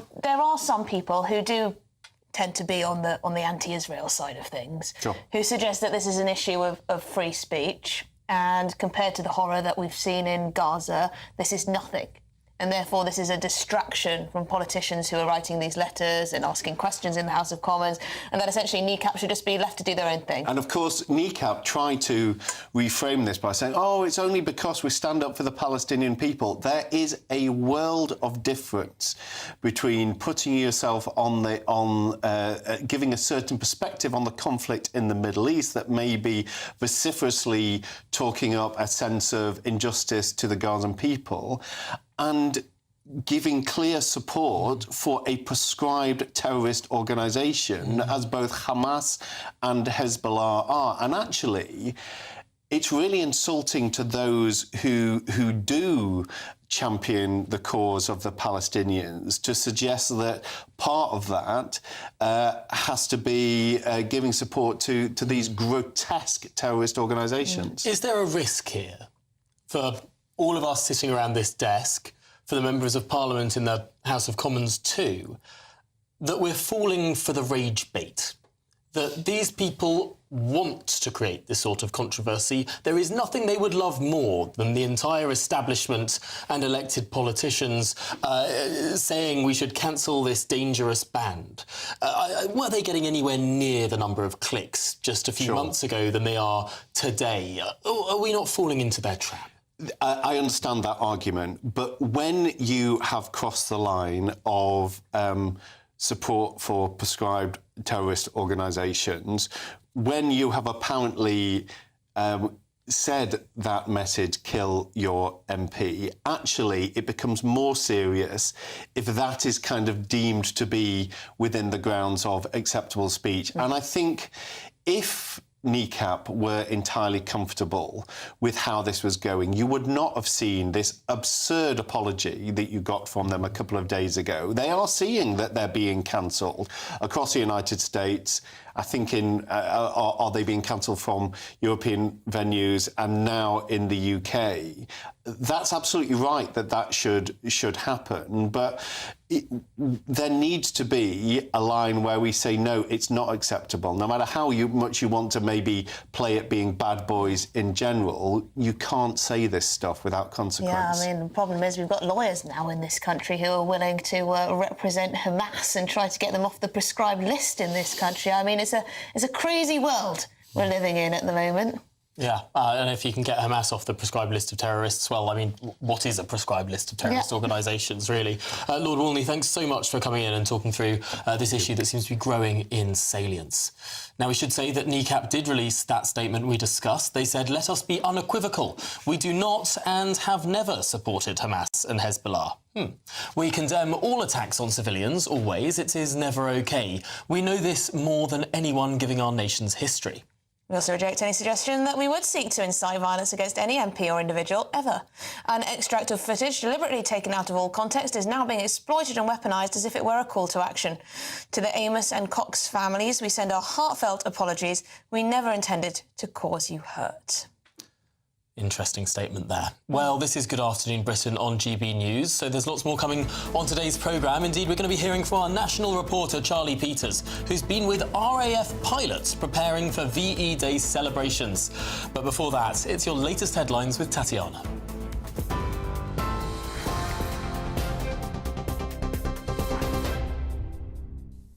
Tom, thank you very much and good afternoon. The top stories. The officer cleared of murder after fatally shooting Chris Caba will face a gross misconduct hearing following a review by the police watchdog. Shadow Home Secretary Chris Philp says he's deeply disappointed by the IOPC's decision. A firearms officer shot Mr Caba in the head after he tried to ram his way out of a police vehicle stop in Streatham in September 2022. Mr Caba was not armed and the officer was charged with murder and went on trial in October last year but was cleared after just 3 hours. The Audi he was driving had been linked to a shooting outside a school in Brixton the night before. Mr Caba died in hospital in the early hours of the next day. Downing Street says the government wants to deliver net zero in a way that treads lightly on people's lives. That's as Sir Tony Blair dubbed Labour's net zero plans inadequate, warning Sir Keir Starmer that it's doomed to fail. This comes as the government has remained committed to its 2050 net zero target, despite already climbing down from some of their green agenda policies. Hundreds of thousands of people are at risk of losing hot water or heating when their old type of electricity meter goes out of action. Energy companies say it'll be very, very difficult to replace all radio teleswitching system meters with smart meters before the old technology is switched off at the end of June. Campaigners estimate more than 300,000 homes could lose heating or have it stuck on constantly in what energy regulator Ofgem's calling an urgent consumer welfare issue. And those are the latest GB News headlines for now. Katie Bowen has your next update. For the very latest GB News direct to your smartphone, sign up to News Alerts by scanning the QR code or go to gbnews.com/alerts. What are you so happy about? I've just made a claim. My Claim Group. My Claim Group sponsors the GB News Finance Report. Here's a quick snapshot of today's markets. The pound buying you $1.3345 and €1.1739. The price of gold is £2,476.37 per ounce, and the FTSE 100 is at 8,452 points. My Claim Group sponsors the GB News Finance Report.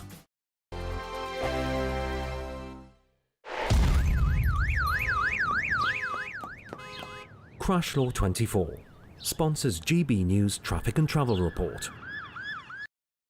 Good afternoon. This is the latest AI travel news from GBnews.com.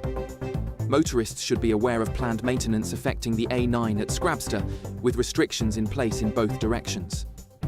Allow extra time for travel. The M4 eastbound at junction 38 Margam faces resurfacing work, causing the entry slip road and hard shoulder to be closed. In Essex, the M11 southbound between junction 10 and junction 8 has congestion causing delays of 40 minutes, expected to clear by around 4:15 this afternoon.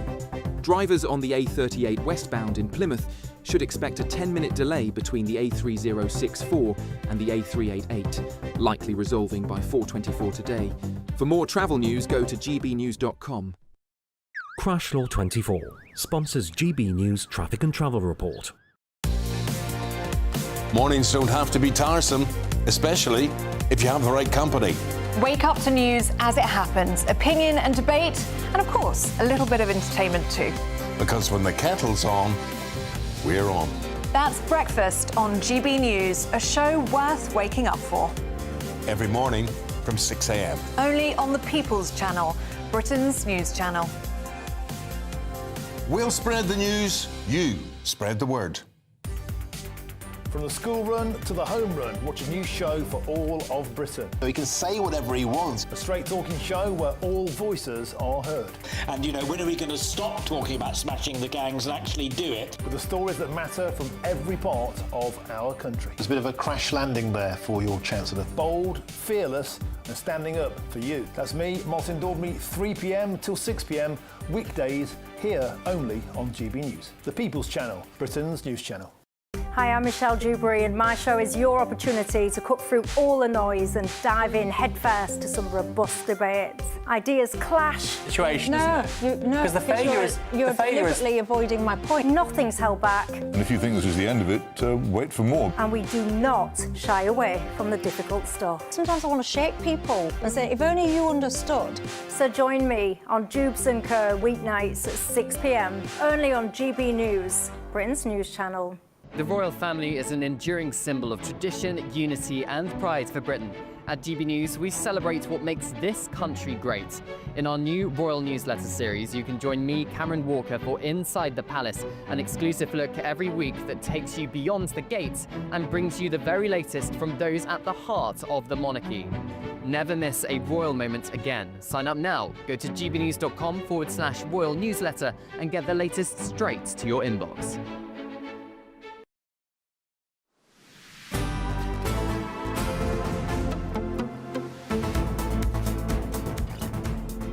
Good afternoon, Britain. It's 2:38. Now, what should have been a dream Paris trip turned into a nightmare for the F1 world champion Jenson Button and his wife Brittany, but only when they came back to London. Yes, the couple were robbed at St Pancras station, losing a suitcase packed with jewellery and designer bags worth, get this, £250,000. Yes, and the thug was captured on CCTV here, strolling along with the suitcase as if nothing's happened. And now Brittany says the UK feels dark and scary and they've got absolutely no plans to return. I mean, Tom, what do you make of this? Pretty depressing, huh? I mean, it is an extraordinary story, but the most extraordinary thing about it is I can completely believe it. I don't feel like this is an unbelievable story because this happens time and time again. I've actually got a friend who arrived back from holiday just last week, and as soon as he got into Clapham Junction station, his phone was swiped. I mean, people have this experience. It actually happened to me. In 2018, I just got back from holiday in the summer. I was going down a street in central London and my phone was swiped. Well, you probably weren't being very careful. Probably waving it around. But you know what, people, I imagine they don't have that much sympathy for someone who has £250,000 of jewellery in their case. But, it's not very nice, is it, for our global reputation if when celebrities and other people come to this country and as soon as they're here, they get robbed. I mean, we know about the Rolex snatchers, so the gangs who go around on those awful e-bicycles and just literally just grab your watch off your wrist. We know people have to turn their rings the other way around to show so that the stone isn't showing, the diamond or whatever it is. Same with watches. Can't go out with anything nice these days if you have anything nice. I've seen in central London that I think it might have been City of London Police have started putting little blue plaques on the pavement floor saying a phone was stolen here, be careful. And you sort of start to think, hang on, OK, it's lovely that you're commemorating the crime.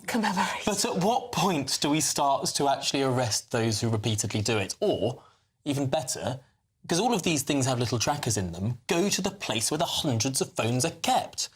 But they won't, because that's quite a scary place normally. Yeah, well, we just all have to change our behaviour, don't we? Because apparently the police can't deal with these guys.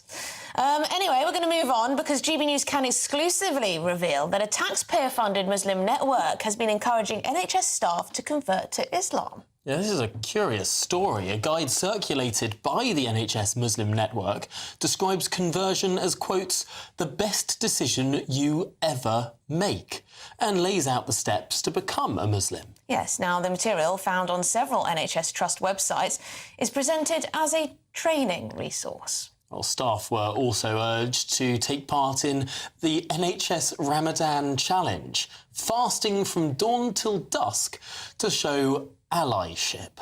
Right.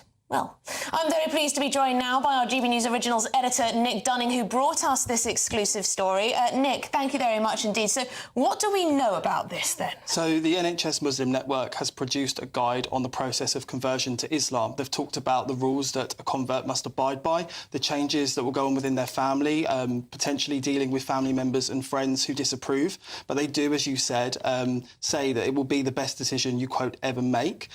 This guide has been circulated generally across the NHS to staff who aren't Muslim, and it, as you said, it also sits on a diversity training website.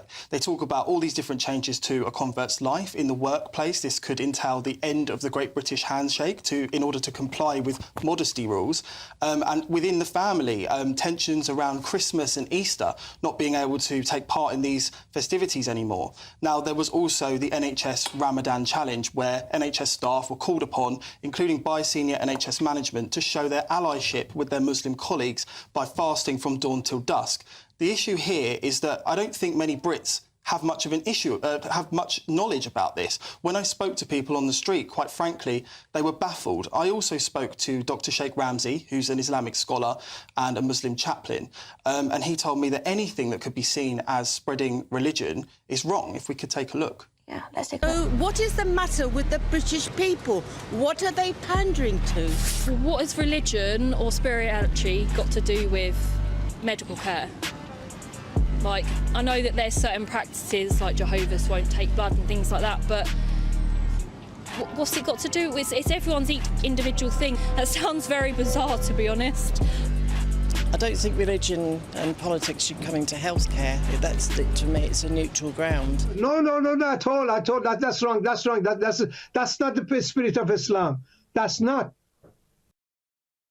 Yeah, so Sheikh Ramzi there, he's worked for the NHS for a long time as a chaplain, and he said that there's great things about chaplaincy. They can help patients heal, but there is a line when it comes to religion in our public services. I find it odd that, you know, some of the top guys are sort of pushing this who aren't Muslim. I mean, they have to show their allyship. So if you don't take part in this fasting challenge, then you're not an ally, you're not a friend of your Muslim colleagues. It's very odd. As if you will be just as good a doctor, a nurse, or, heaven forfend, a surgeon if you haven't had food or water from dawn until dusk. I put it out there that might affect performance if everyone across the organisation suddenly decides not to eat for the entire daytime. Well, Nick, what have the management had to say at the NHS about all this? So the management, you know, they, as I say, they support this. One of the managers, he actually flagship to the staff that he himself would be taking part, and he himself is an ally. But the issue here is that we haven't seen much from any other networks. I've had sources that are affiliated with the Christian network who tell me they don't do anything of the sort. They don't invite people to take part in Lent. The Jewish network, from what I've seen, don't invite anyone to do anything to do with Yom Kippur or any other festivities. That is the curious thing, right? Because we tend to think of religion as something that people hold personally and dear to them, and everyone has the right to practice whatever religion they want to do. The issue comes when people want to push their religion on someone else, when they're telling people how to behave, when they're saying that men and women can't shake hands because that breaches modesty rules. When it seems that so large parts of one particular religion in this country haven't gone through that same sort of liberalising process that, frankly, Christianity and Judaism have both gone through over the course of the last few hundred years. I mean, this is a serious and present issue that we perhaps don't talk about enough. Yeah, what's it got to do with the NHS, Nick? Well, the NHS does have obligations under the Equality Act. You know, religion is a protected characteristic, so the NHS's way of dealing with that is to create these networks to allow people around their characteristics to band together to advocate. But the issue is they're all entitled to the same resources, which is, you know, taxpayer time and money. But because they're self-run, they diversify in how they operate. And that's what we're finding here. Well, it's very interesting. Nick Dunning, thank you very much for that exclusive from our NHS. Yes, we should say, of course, that the NHS spokesman has said senior NHS managers regularly engage with staff across the entire NHS workforce to hear and understand their experiences of working in the NHS and in order to provide better care for patients. We're a diverse country, and that is reflected in the NHS workforce. It's vital that we make sure all our staff feel included so we can recruit and retain an NHS workforce that is as productive as possible. It's obviously entirely reasonable for NHS staff to take part in Ramadan if they would like to, including as a way of recognising the tens of thousands of Muslims working in the health service. Right. OK, well, if you're in search of a getaway, perhaps in Europe, here's the weather.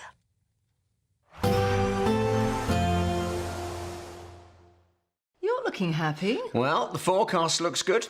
So you've sorted the travel insurance then? All Clear Travel Insurance sponsors GB News Travel Destinations Forecast. Hi there. If you've got plans to head south for some sunshine, well, you will find some in Spain where it will be a mix of sunny spells and showers, but it's very blustery still across Greece and into Cyprus. Some thunderstorms for Cyprus, although becoming less windy for the Greek islands compared with the last few days. Italy's looking very nice indeed, and Spain, Portugal, less wet compared with the last couple of days. Just a mix of sunny spells and showers. Most places seeing decent sunny spells into the weekend. All Clear Travel Insurance sponsors GB News Travel Destinations Forecast. Hello again and welcome to the latest update from the Met Office for GB News. It's another sunny one today and it's very warm. Temperatures have been building day by day. They peak tomorrow. Odd shower in the far north, but otherwise for the vast majority it is dry, it is sunny because of this area of high pressure that's keeping things settled at the moment. And with the strong sunshine that we've got at this time of year, temperatures have been building and we're going to see those temperatures continue to rise through the rest of the day today. Patchy cloud across the north of Scotland and always the chance that the heat could set off the odd shower for Northern Ireland and Northern Scotland. Otherwise it's simply blue skies and temperatures a couple of degrees up on Tuesday, 27 or 28 Celsius in the south, low 20s further north. Now, through the evening, we keep the warm, sunny spells, and apart from one or two showers across northern Scotland, the vast majority will end the day dry and pleasant. Northern Ireland, likewise, some patchy cloud here and there, chance of a shower, but otherwise, for the vast majority, it's dry. Temperatures of 21 Celsius. Mid-20s still at 6 or 7 p.m. Remarkable temperatures given that it's still April. And then as we go overnight into the start of May, it is a very warm night in places, not everywhere. Very variable temperatures across the country. Some sheltered spots of central England, for example, seeing lows of 2 or 3 Celsius, but other areas seeing lows into the mid-teens, particularly urban areas and coastal spots. So warm night for some and a different night for parts of Scotland and Northern Ireland with an area of clouds sinking south and some showery rain associated with this. This is going to introduce much cooler air from the north over the next few days, but it's another very warm, or you might even call it a hot day in the south with temperatures reaching 29 Celsius fairly widely from London through to Bristol. No matter the state it's in, this is our nation. Join me, Jacob Rees-Mogg, for a genuine, honest discussion on where we have been, where we are going, and where we are with the people who set the direction. That's State of the Nation every Monday and Tuesday at 8 o'clock, only on GB News, the People's Channel. Tomorrow, voters across England go to the polls in a series of council elections, mayoral elections, and one crucial by-election. They'll vote on the local issues that matter to them and let the parties know where they stand. We'll be here throughout the night, live around the country, as the first results come in. And from 6 a.m. on Friday morning, as it all becomes clearer, we'll be here to discuss what it means for you. Vote 2025, the people decide, from 11 o'clock tomorrow night. Only on GB News, Britain's news channel.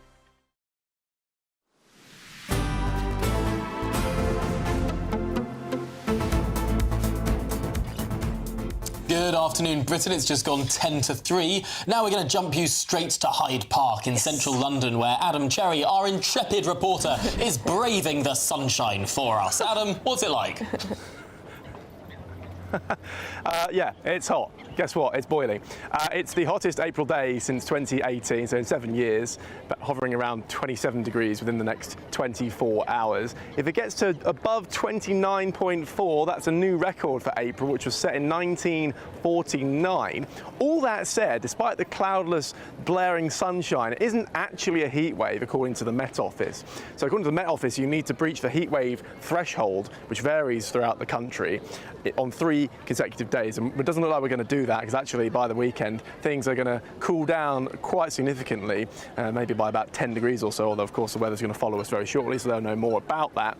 But even so, yeah, it's busy, it's hot. I tried to get an ice cream, but there are so many people decamping their stuffy offices, the line was too long, so you know, thoughts and prayers for me on that one.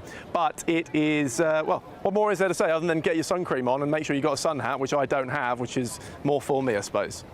Adam, we were thinking that you might get your kit off and dive into that water behind you, but alas, it hasn't happened today. But like me, you are a pasty ginger, so do stay safe out there. You're doing well so far, though. I can't even see any sweat. No, absolutely. Adam, thanks indeed for joining us and of course, working the hardest of any of us today, having to spend a lovely day out in the sunshine. No ice creams available. Well, that's it from us, but Nana Queer is here. Nana, tell us what's coming up then. Well, we have at 5 o'clock, Christopher Hope is bringing us an interview with Nigel Farage. Oh. And of course, Nigel has he's ripped into Keir Starmer about the immigration issue, the small boats, and Keir Starmer is seeing a lot of his party actually getting quite annoyed about it as well, which I think is frankly about time. We want to see them smash the gangs, but the only thing they're smashing are avocados in their Islington houses. Very good, very good. That's a vivid image. But Nana, what else apart from Nigel? Well, of course, we were talking Chris Caba. We hear the officer who killed Chris Caba, and rightfully so, because Chris Caba was using his car as a weapon and endangering other officers, is now potentially facing a trial, which is totally wrong. And I'm not surprised that a lot of people are heading off to the sunny climes of Australia because they don't fancy being police officers in this country.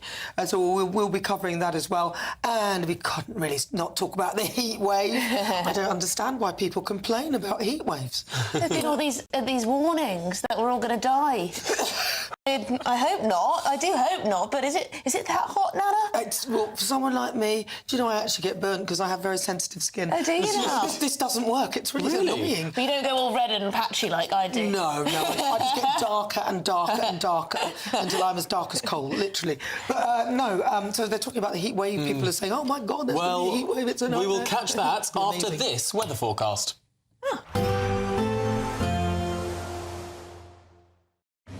Even though we'll see a cloudy start, it'll be a bright outlook for the rest of the day. Boxed Solar, sponsors of weather on GB News. Hello again and welcome to the latest update from the Met Office for GB News on this beautiful sunny day across the UK. And it's going to continue to feel hot during the rest of the day. Showers, though, are likely to turn up across the far north of the country. Northern and northwest Scotland already seeing the cloud build. Odd shower here for the rest of the afternoon, but some more prolonged showery rain pushing into the Outer Hebrides and the Northern Isles by evening. Ahead of that, we keep the clear skies and keep the warmth as well. And in some places, it will be a remarkably warm night. Temperatures dipping to the mid-teens in some urban areas and possibly even higher than that across parts of coastal northwest Wales. There will be some colder spots first thing, particularly sheltered parts of central England into northern England, but there will be also some very mild areas overnight. Scotland and Northern Ireland, however, a very different start to the day on the first day of May, with a lot more cloud, areas of showery rain moving south and some heavy downpours developing in places. England and Wales, meanwhile, once again, sunny skies and temperatures very quickly rising through the morning. It's going to be the hottest day of the week, and temperatures are expected to widely reach the mid to high 20s. But a very different story for Scotland and Northern Ireland as this area of cloud and showers pushes south. Could be a thunderstorm for the far south of Scotland, parts of Northern Ireland and Northern England. Also could be a thunderstorm developing across central parts of England and Wales as the heat builds here. Highs of 29 Celsius expected. But behind the weather front across Scotland and Northern Ireland, it's going to feel much cooler compared with recent days. And that air is filtering its way southwards, albeit slowly, so it's another very warm day in the south and southeast on Friday before temperatures get back towards average for Saturday, Sunday and Bank Holiday Monday, albeit with still some fine weather. Expect a warm front, moving from the kitchen right through to the rest of the house. Boxed Boilers, sponsors of weather on GB News.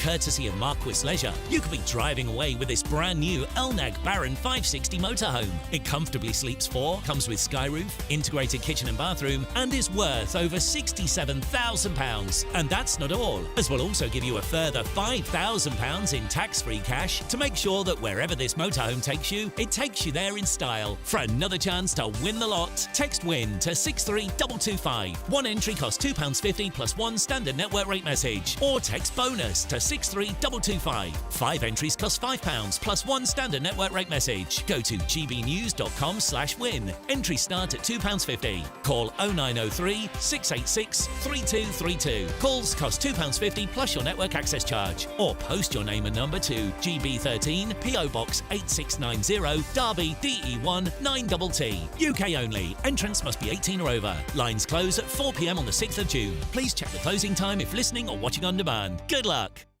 Hi, I'm Michelle Dewberry, and my show is your opportunity to cut through all the noise and dive in headfirst to some robust debates. Ideas clash. Situation, isn't it? No, Because the failure is you're deliberately avoiding my point. Nothing's held back, And if you think this is the end of it, wait for more. and we do not shy away from the difficult stuff. Sometimes I want to shake people and say, if only you understood. So join me on Jubes & Co. weeknights at 6 p.m, only on GB News, Britain's news channel.